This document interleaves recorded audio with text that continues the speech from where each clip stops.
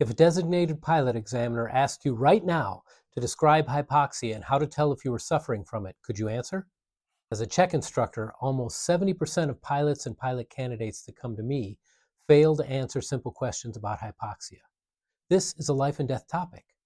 What makes this even more concerning is that many pilots think they don't need to worry about hypoxia at all because they simply won't fly high enough to need supplemental oxygen. That's their first mistake. In this video, I'll cover exactly what the FAA and your pilot examiner are expecting you to know about hypoxia so that you're not part of that 70%. And if you're interested, I've put a link to a study guide in the description below. Now, let's start with what hypoxia actually is. The FAA defines hypoxia as the lack of sufficient oxygen in the blood, tissues, or cells to maintain normal physiological function. In other words, oxygen starvation. And here's the critical part that most pilots miss. You'll notice the definition does not say oxygen starvation due to excessive altitude. The FAA defines 4 types of hypoxia, and only one of them is regularly associated with altitude. You need to be familiar with all 4 for your check ride. So let's break down each type. First, hypoxic hypoxia. This results from a lack of oxygen in the air and is usually caused by the decreasing density and pressure of the air as altitude increases. But contrary to popular belief, you do not need to be at excessive altitudes to experience it. The FAA defines 4 stages of hypoxic effects: indifferent, compensatory, disturbance, and critical. When most pilots are asked about hypoxia, they jump right to the disturbance or critical stages, naming symptoms like heavy breathing, blue lips, blue fingernail beds, cognitive decline, and not being able to complete simple tasks. However, if you wait until you're experiencing these symptoms, it may be too late. And here's the really scary thing.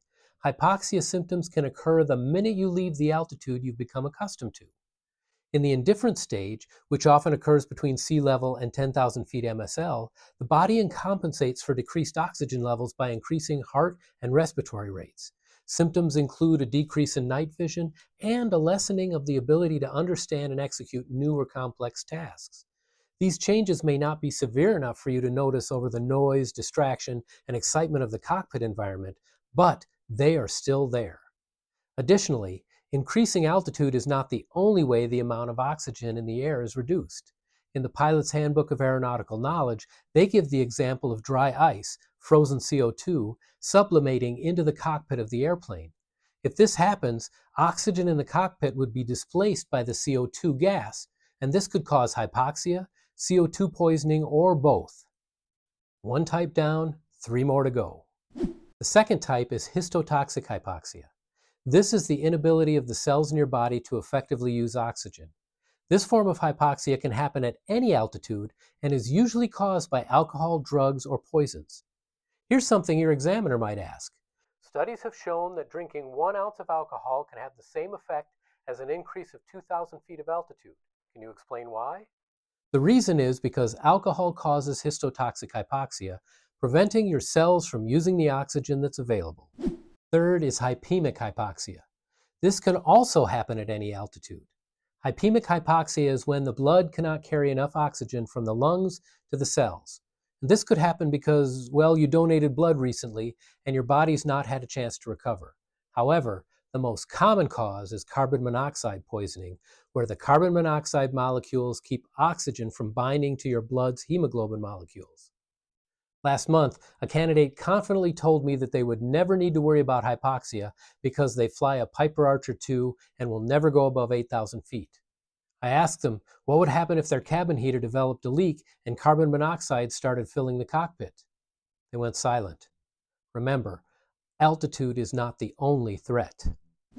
Finally, the 4th type is stagnant hypoxia.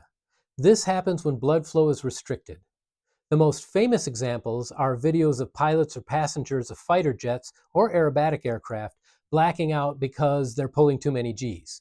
However, this can also happen in cold temperatures when blood flow to your extremities is reduced. As you can see, acceleration or temperatures are also not altitude dependent. So, which of these 4 types surprised you the most? Drop it in the comment section. Now that you know the 4 types of hypoxia, you need to know the symptoms so that you can tell if you're beginning to suffer from them. Here's another area where candidates struggle, and part of the reason is that the symptoms and when they set in can vary widely from person to person. If you've not experienced hypoxia before in a controlled environment, such as an altitude chamber, then the best advice is to be on the lookout for any of these symptoms in you or your passengers. Now, let me break these symptoms down into three categories that I use to make them easier for me to remember. The first group is early warning signals. These would include headaches, feeling lightheaded or dizzy, or numbness or tingling in the fingers and toes. The second group is physical symptoms that you can see. Cyanosis, which is blue fingernails and lips, or reduced visual field or decreased night vision. And the third group are mental symptoms you might miss. These are truly terrifying. Impaired judgment, euphoria, drowsiness, decreased response to stimuli, or increased reaction time.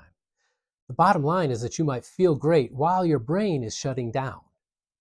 If this is changing how you think about hypoxia, hit that like button right now and don't forget to download the free study guide. So, what do you do if you or your passengers start experiencing any of these symptoms? Well, descend immediately to below 10,000 feet MSL. At night, below 5,000 feet MSL. You may have as little as 15 to 30 seconds of useful consciousness at high altitudes. If available, administer supplemental oxygen as quickly as you can. If you suspect altitude is not the issue, do your best to reduce or eliminate possible causes for other forms of hypoxia. Turn off the airplane heater. Open outside vents to increase the amount of fresh air in the cockpit. Get on the ground as quickly as you can.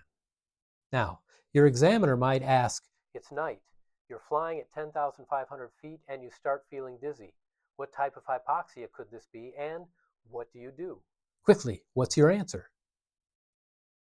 Well, it could be any type of hypoxia at this altitude.